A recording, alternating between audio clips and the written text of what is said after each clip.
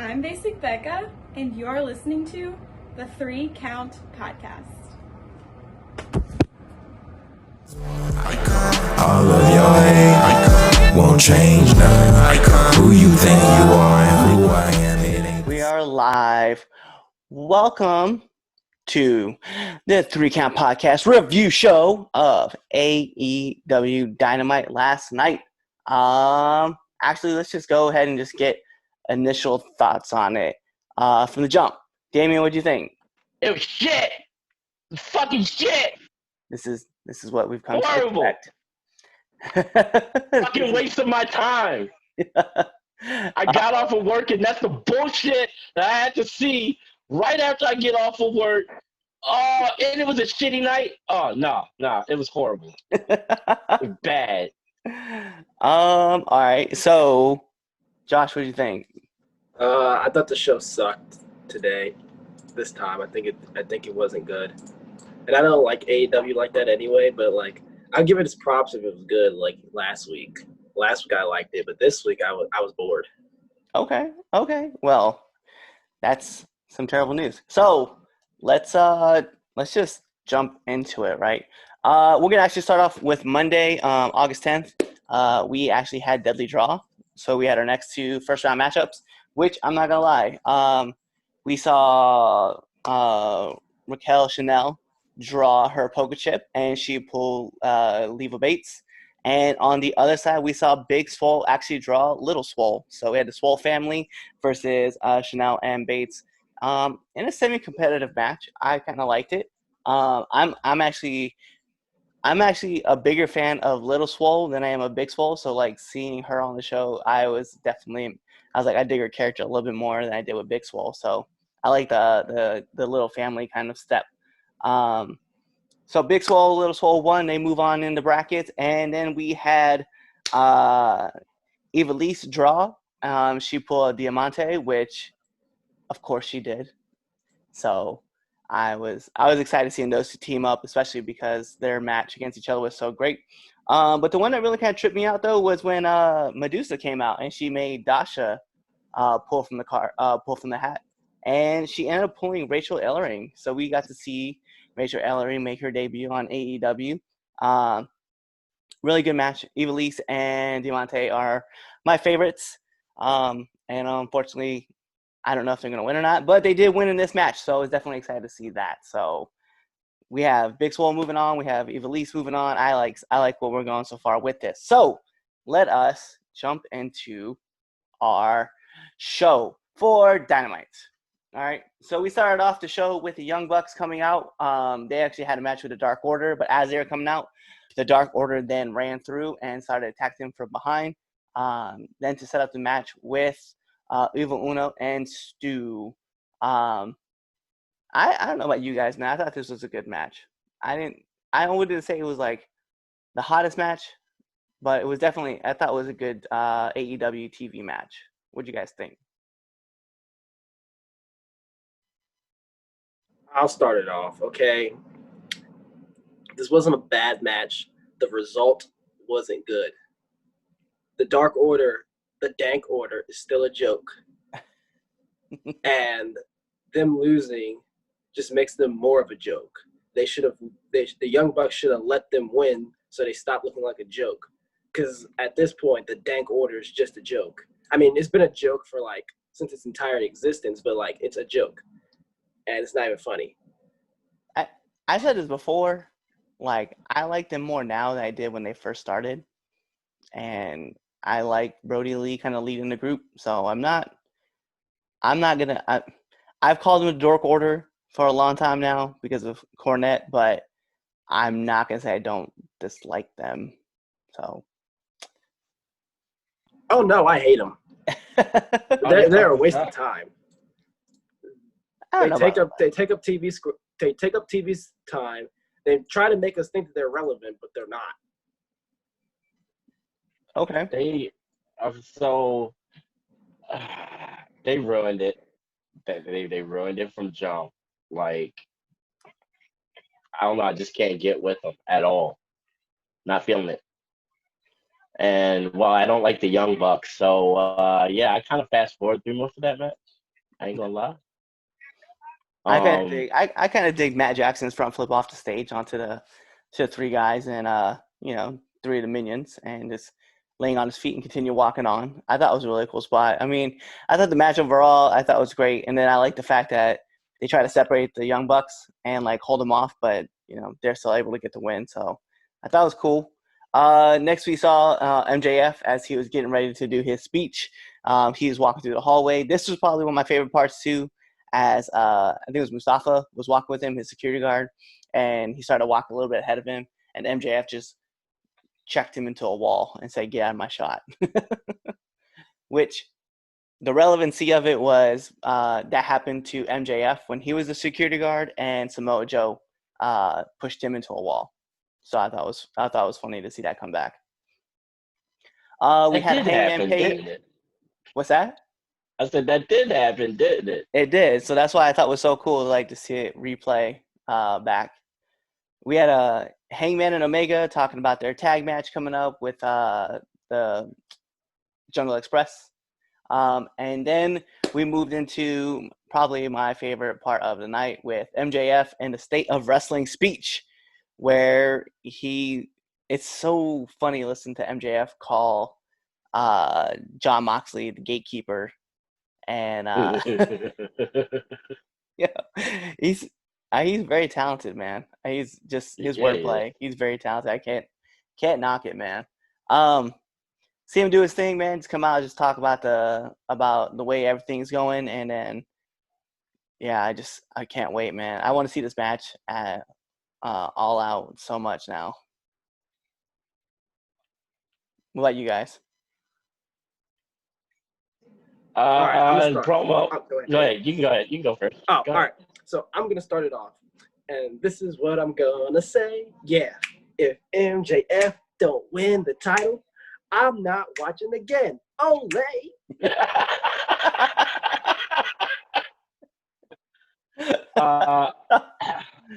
I'm clipping that. That's definitely going to be a thing. So, do I go now?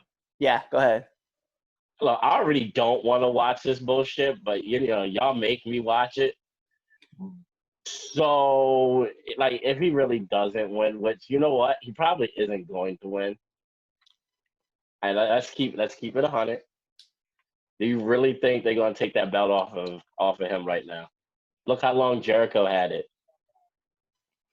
Yeah, but I think if we let the crowds back in and they go in that All Out, I definitely see that might be a thing that might happen. I don't know. I just got a bad feeling they're not going to pull the trigger, even though they should. We'll see. In my opinion, it's time for a non-WWE guy to have that belt. Just like Hangman should have had it from jump. I can agree to that. I can definitely agree to that. Next up, man, we had Matt Hardy just like swearing off and just saying that he was going to end Sammy Guevara. Cool. Next up, we had probably the most anticipated matchup of the night, Scorpio Sky versus Cody. Average match, I guess. I don't know.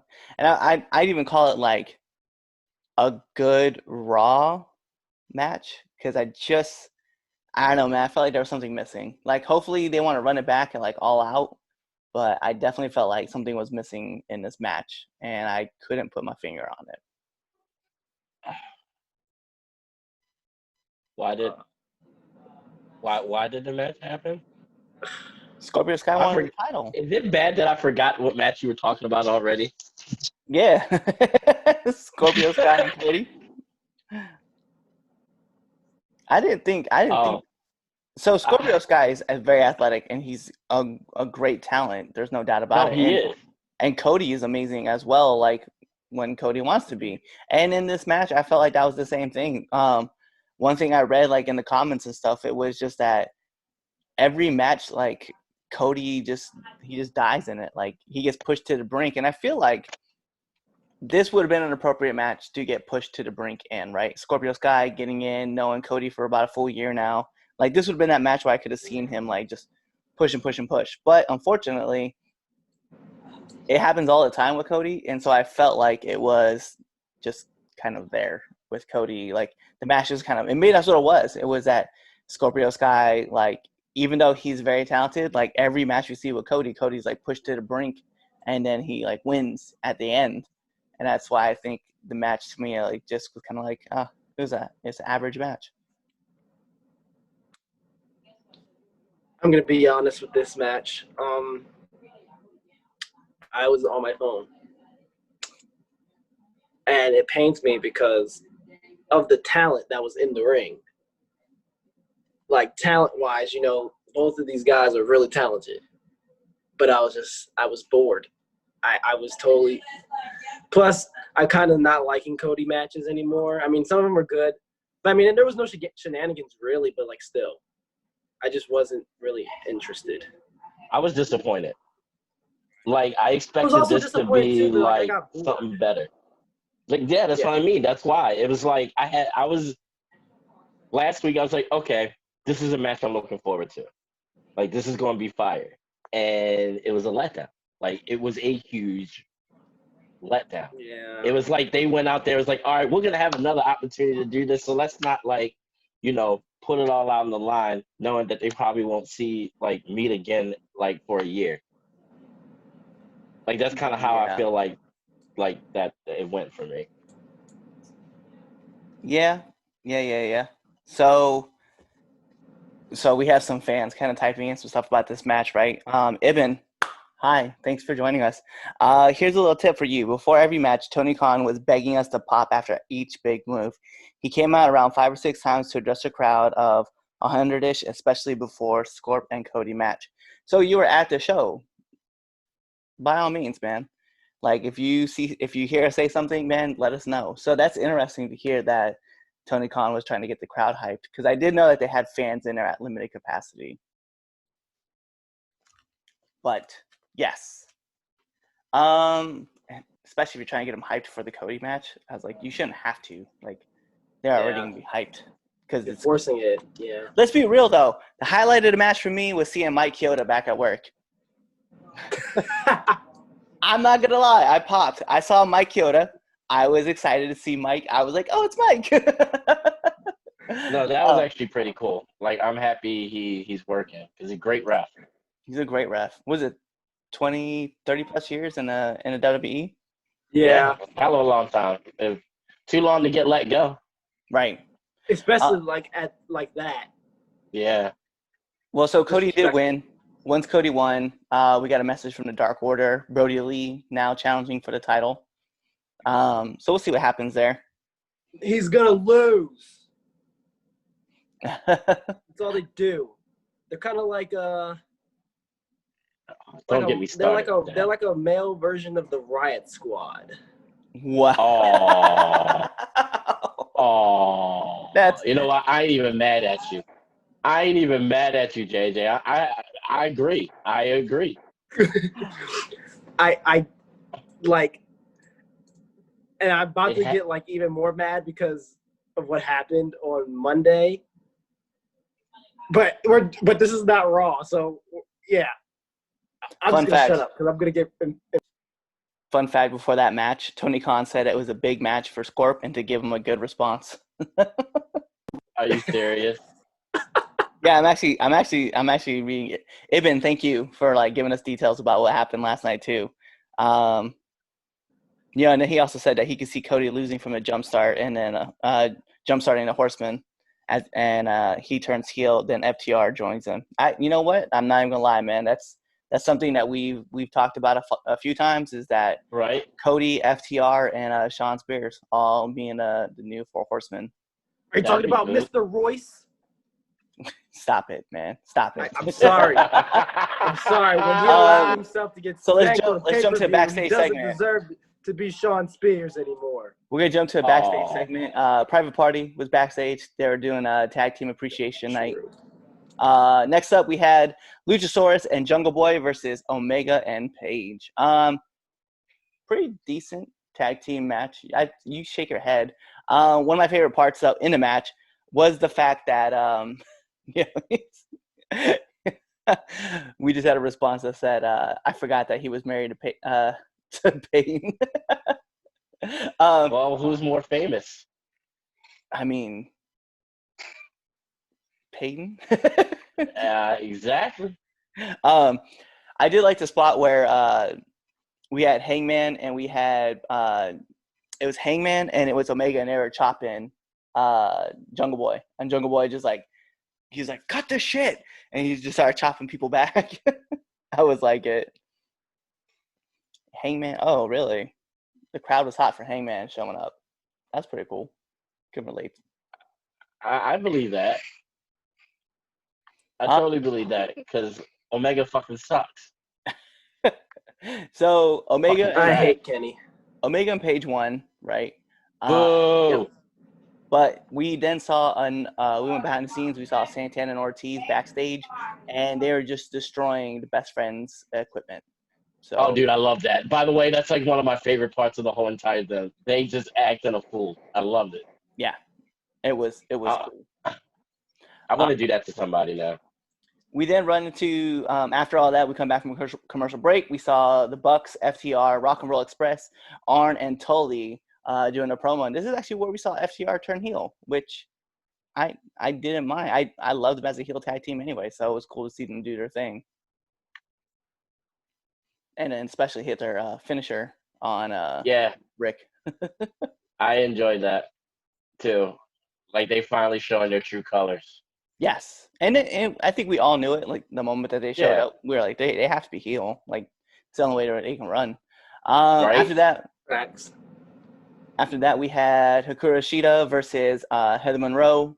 Shida was going to win this match. There's no questions about it, especially because we know that they're going to – hopefully they give her like a giant move on forward. I was kind of upset because even though we don't get to find out what happened on Dark yet, the women's division is just being treated so poorly, man. Like that women, I forgot that women's match happened until you said something. Yeah, it happened. It was a thing. Why was it a thing? Why? They gave us a rundown of what's going to happen next week on Dynamite. By the way, Dynamite will be on Saturday, the 22nd. Starts early at 6 p.m. or whenever the NBA game ends. So I won't be watching that. Not live, at least. And I hope I remember to record that bullshit. I'm actually gonna watch it, man, because they run an hour. They bleed an hour in, right? From that to NXT's Takeover. It's gonna be going on at the same time. Like I said, I know what I won't be watching. I'm trying to watch both. So we get into the final match of the night. The highly anticipated Jericho versus Orange Cassidy 2. By the way, for our people who are watching right now, if you want to get involved in the chat, you guys can actually tweet at us at the 3count_pod, or you can follow us on the 3Count Podcast Facebook page and message us there. Get involved with us. All right. So anyway, the Jericho match happened. It was a great back and forth. We had some interference back going here, go there. Ultimately, Jericho went for the Judas Effect. Missed, got rolled up and pinned, and for the second time, Jericho was pinned actually. So I don't understand like why you guys are so upset. Like this was the only way it was going to happen, and even at that, like it's Cassidy getting the pin on Jericho, which means that only 2 people have beaten Jericho. Well, 3 people have beaten Jericho, and one of them was a former WWE superstar.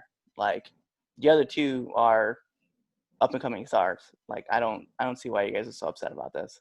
Do you remember what I said about him the last time we talked about him? About Cassidy? Yeah. His mom should have been a part of Team Swallow. I still stand by that. I have not changed my mind. He shouldn't have won. I wish it was a loser leave AEW match so he could have lost and just disappeared. But no, that's not my luck. That's just not my luck. And that's not your style, man. It's cool. It's cool. Everybody has their own different flavors. I can dig Orange Cassidy. I like it a lot. All right, JJ, you sound like you look like you about to fume, man. What do you got? Okay.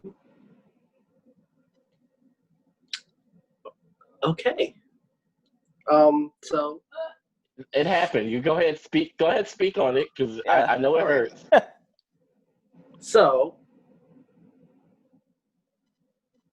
this was not good.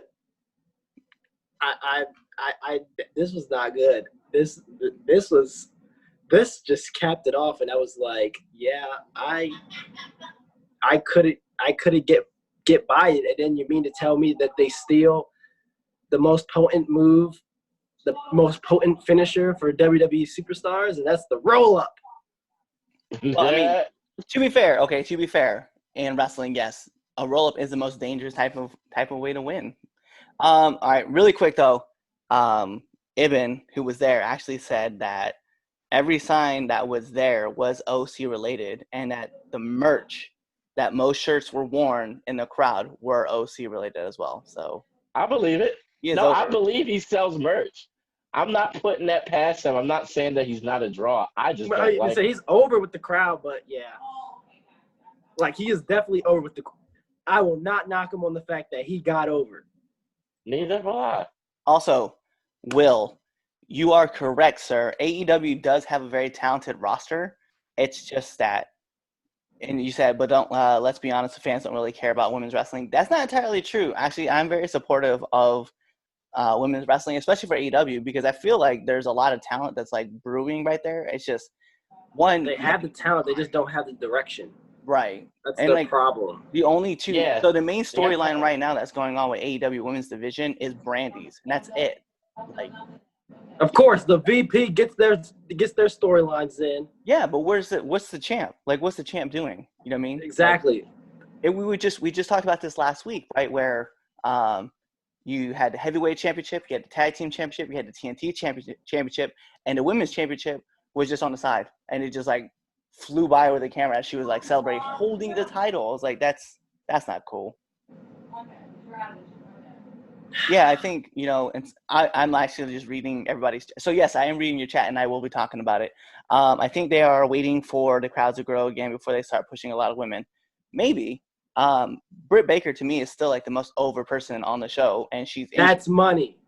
That's Statlander. money guaranteed. I love Chris Statlander. She again. But do you have the opportunity to like lift up other women that are in there? Like where's Abaddon at? You know what I mean? Like you signed her, you had her in this match. Anna Jay is still a really good talent, and I'm still kind of curious to see where they go with her with the Dark Order. Sheeta I love Sheeta. I don't care what anybody says. I love Sheeta. I like Sheeta too, but it's like they're not representing her right. Yeah, exactly. Nyla Rose is still there.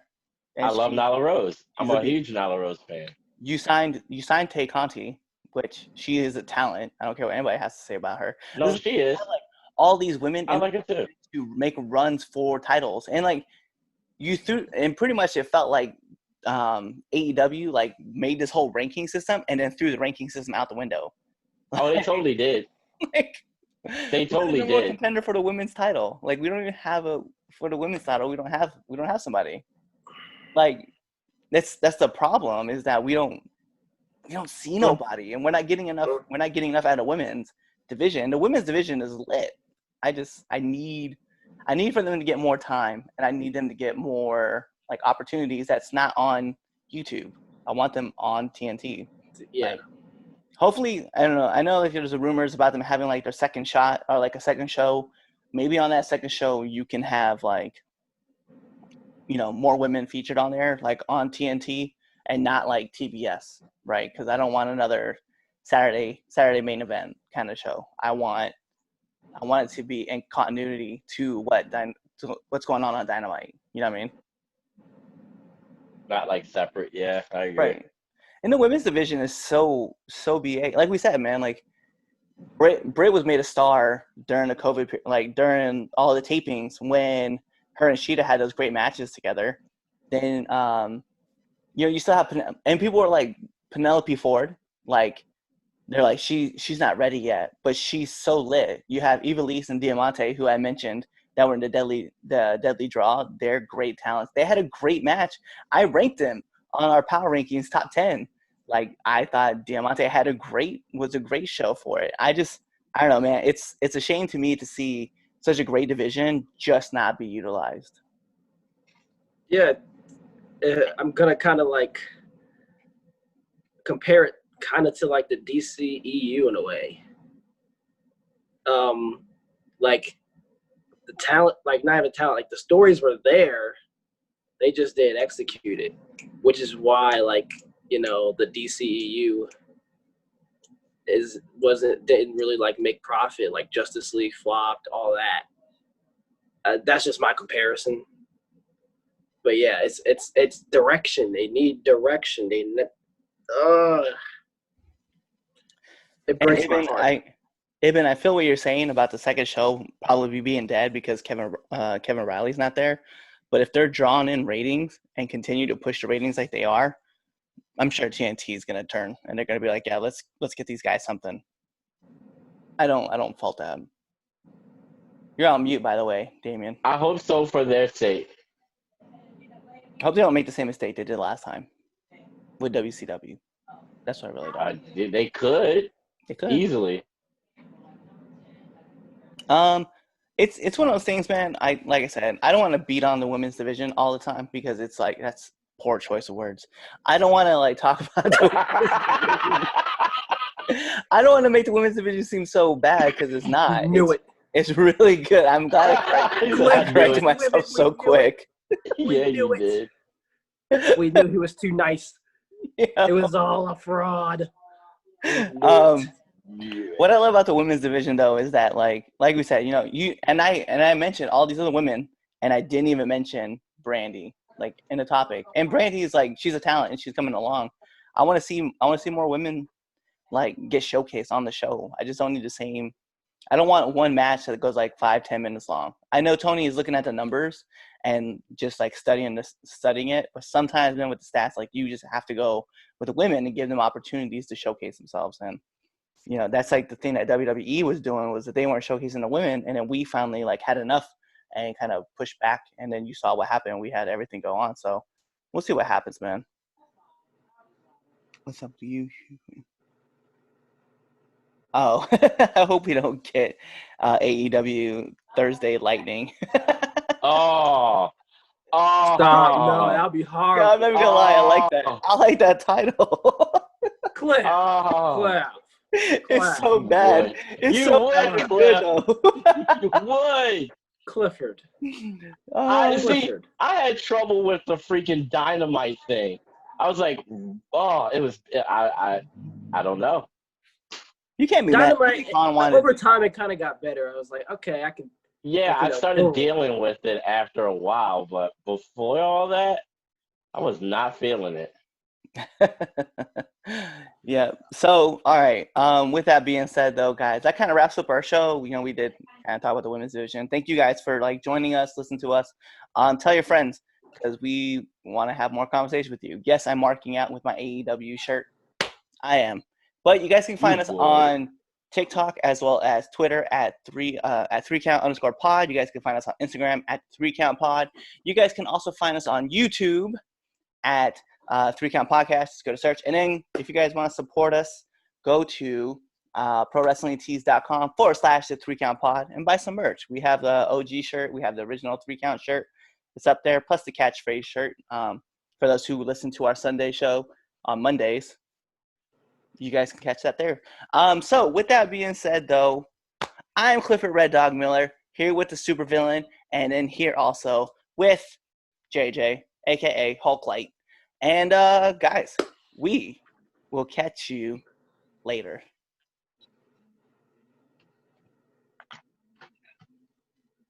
Ladies and gentlemen, boys and girls of all ages, this is Jeremy Showtime Grimes here to let you guys know that you need to check out the best podcast on YouTube or any platform possible. I'm talking about the 3Count Podcast. Find us on Instagram, Twitter, YouTube, and Facebook, all at the 3Count Pod or the 3Count Podcast. You will not only find me, but you'll find the Red Dog, Clifford Miller. You will find the Icon, Chaz Evans, and you will find much more great content. You'll see a lot of great people, and if you don't, well, that's just too bad for you. So be there, or nah, you know what? Be there, not anywhere else, because it's time to show up and show out, baby, and it's showtime. There you go, Cliff.